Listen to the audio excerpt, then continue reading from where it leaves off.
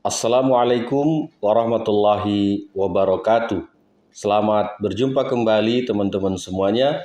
Bersama saya Syamsul Umar, praktisi pertanian di channel Maraja Organik. Teman-teman semua, seperti yang kita lihat di pertanian Indonesia saat ini, baik petani pangan, petani hortikultura ataupun petani perkebunan, ini sangat erat kaitannya dengan bantuan pupuk, bantuan alsintan, dan segala macamnya. Teman-teman, kalau kita lihat dari beberapa tahun yang lalu, pemerintah sudah memberikan subsidi pada pupuk, yakni urea ataupun NPK. Tetapi apa yang terjadi dengan hasil panen petani kita? Apakah dengan adanya subsidi ini terus hasil panennya meningkat? Ternyata tidak. Hasil dari riset yang kami lakukan dan beberapa laporan dari teman-teman di lapangan mengatakan bahwa pertanian padi, jagung khususnya, itu semakin turun produktivitasnya atau hasil panennya.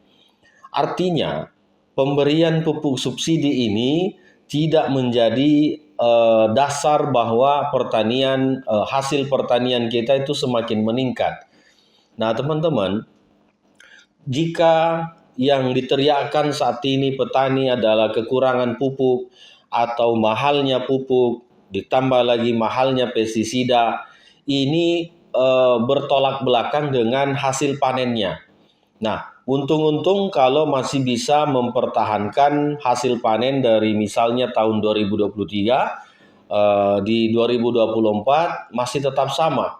Contoh di pertanian padi, untuk mencapai hasil panen 6 ton saja atau 7 ton, ini setengah mati bagi teman-teman petani kita. Kenapa? Karena teman-teman petani ini hanya paham urea dan NPK, khususnya di petani padi.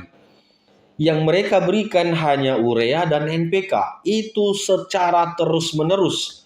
Bahkan dengan program IP 400 saat ini, itu tidak ada tambahan nutrisi apapun. IP 400 itu maksudnya 4 kali panen dalam setahun.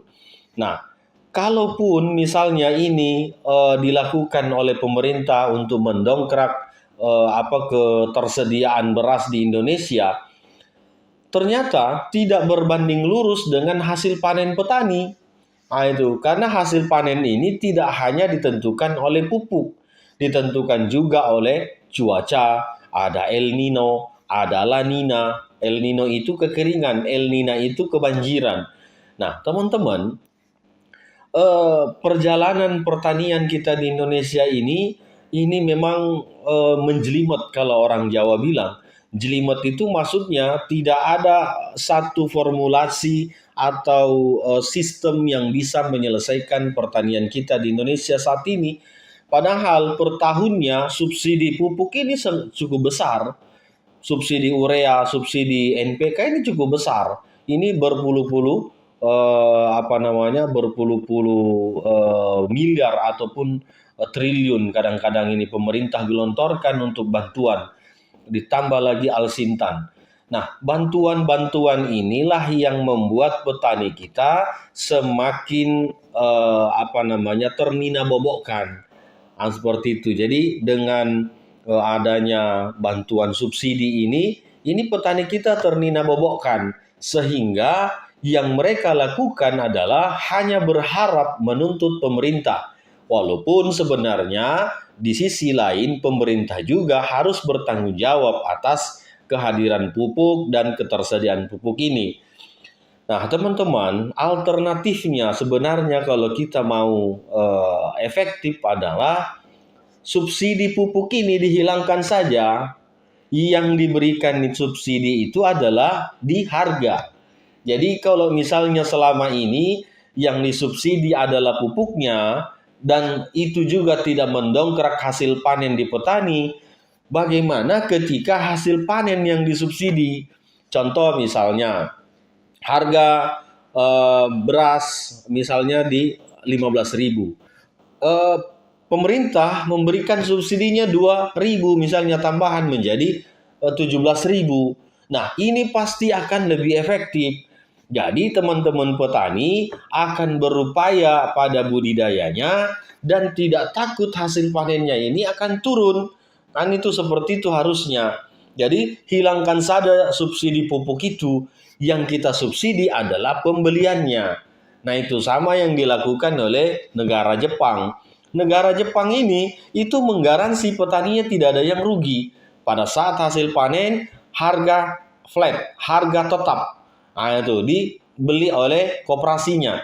Nah, teman-teman, di Indonesia berbeda. Yang disubsidi adalah pupuknya, tetapi pembeliannya dikuasai oleh para mafia, para tengkulak-tengkulak di situ. Nah, ini teman-teman. Jadi sebagai usulan juga kepada pemerintah, harusnya yang disubsidi ini adalah pembelian hasil panen. Supaya apa? Supaya petani berlomba-lomba untuk mencari alternatif sendiri menaikkan hasil panen. Nah, dan tidak takut bahwa nanti ketika misalnya panen harga jatuh. Nah, itu. Jadi di sini kalau pemerintah mau mau mendukung ini pertanian kita harusnya. Jadi pembelian itu yang disubsidi. Kalau misalnya sekarang ini Bulog, contoh di beras, harga kering giling panen itu di padi misalnya 6.500. Nah, naikkan menjadi 8.500.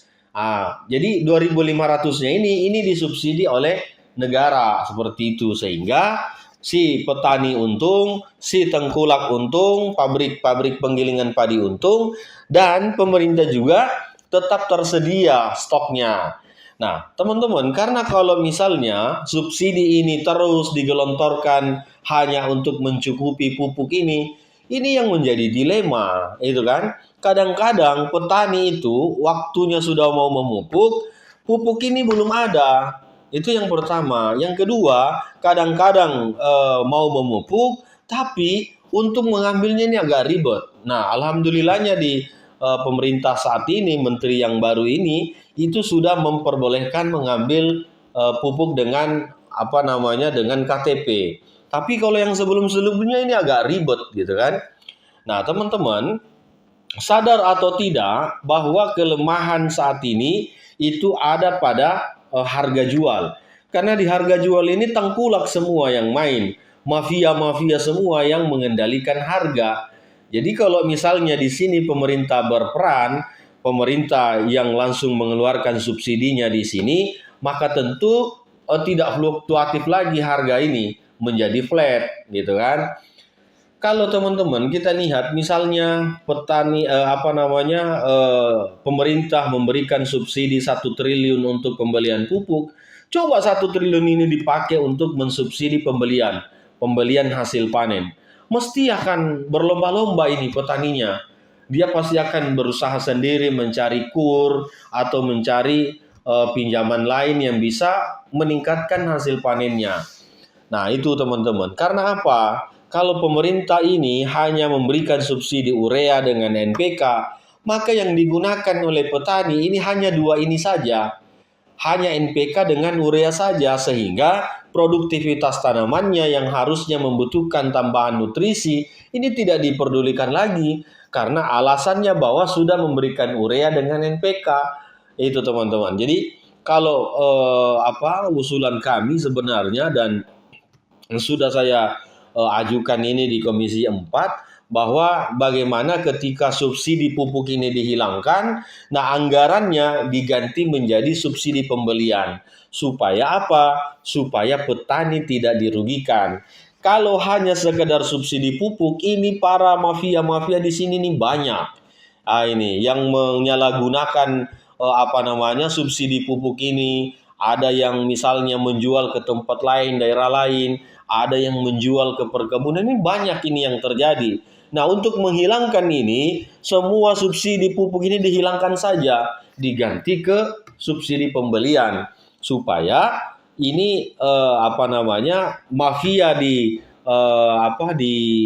pabrikasi atau tengkulak ini tidak terjadi, dan yang bermain di subsidi juga tidak ada gitu loh. Nah, tinggal nanti masing-masing merek-merek pupuk ini, NPK misalnya atau urea, itu membuat distributor yang besar di daerah-daerah supaya begitu petani mau membeli stoknya ada.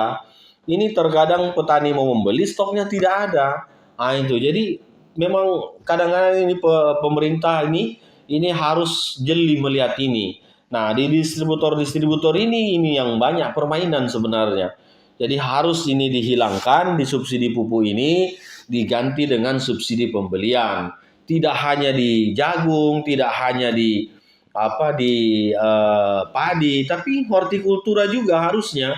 Supaya apa? Supaya teman-teman petani ini semakin puas dengan hasil yang dicapai itu. Nah, karena kan masing-masing ini ada kelompok tani, ada gapoktan, ini diberdayakan. Jadi saat ini kita melihat kelompok tani dengan gapoktan ini dibentuk hanya untuk menerima bantuan. Nah, itu kan hanya untuk menerima bantuan. Padahal sesungguhnya kelompok tani dan gapoktan ini bisa dijadikan wadah untuk apa? Untuk menampung semua hasil pertanian ini yang ada di kelompoknya atau ada di gabungan kelompoknya, supaya misalnya ketua gapoktan, nanti ini ketua gapoktan yang berurusan dengan bulog misalnya, atau berurusan dengan pabrikasi. Nah, itu teman-teman. Jadi saya dengan teman-teman yang lain juga mendiskusikan ini supaya subsidi pupuk ini dihilangkan saja dan diganti dengan subsidi pembelian. Jadi apapun yang Anda tanam itu ada ada harga yang sudah ditentukan, dan siapapun yang melanggar harga-harga itu tentu akan terkena pidana, contohnya gitu kan, supaya semua takut. Nah, kalau misalnya saat ini nggak bisa, dipupuk saja dipermainkan, nanti setelah panen dipermainkan lagi, sehingga pertanian ini bergerak mundur bukan bergerak maju. Nah, teman-teman juga di lapangan itu ketika petani sudah memupuk urea, sudah memupuk NPK, misalnya diajari untuk menambahkan nutrisi lain, sudah tidak mau. Karena hitungannya mereka yang dianggap pupuk itu cuma urea dengan NPK. Begitu kita tambahkan misalnya organik atau ditambahkan penetral tanah atau pembenar tanah, dia sudah berpikir malas gitu. Padahal harusnya ketika ini ditambahkan di areal pertanamannya, tentu hasilnya pasti akan lebih maksimal. Kualitas panennya juga akan lebih bagus seperti itu. Belum nanti diberikan juga penyuluhan-penyuluhan. Misalnya di satu desa itu dibuat satu pabrik mini untuk pembuatan pestisida misalnya. Nah, di sinilah nanti satu desa ini semua penduduk yang ada di situ datang untuk membeli pestisida di tempat pabrik mininya itu gitu kan. Sehingga tidak semuanya harus mengimpor pestisida. Teman-teman, pembelian pestisida per tahun di seluruh Indonesia menurut catatan dari riset teman saya itu sekitar 3 triliun. Artinya apa? Uang petani ini untuk memperkaya perusahaan-perusahaan pestisida dari Jerman, dari Australia, dari Amerika begitu. Nah, sementara tidak berdampak positif pada pertanian di Indonesia karena disemprot juga tetap ada hamanya gitu. Jadi teman-teman, kalau saya mau mengusulkan ya, subsidi pupuk ini dihilangkan saja, diganti dengan subsidi pembelian. Nah, bagi teman-teman yang setuju, silahkan di komen, silahkan berikan pernyataannya. Ketika ini nanti viral, pasti nanti akan ditanggapi oleh pemerintah. Saya kira begitu teman-teman ulasan kita hari ini. Semoga ini bisa menjadi sharing yang bermanfaat dan bisa merubah pola pikir kita sebagai petani Indonesia. Assalamualaikum warahmatullahi wabarakatuh.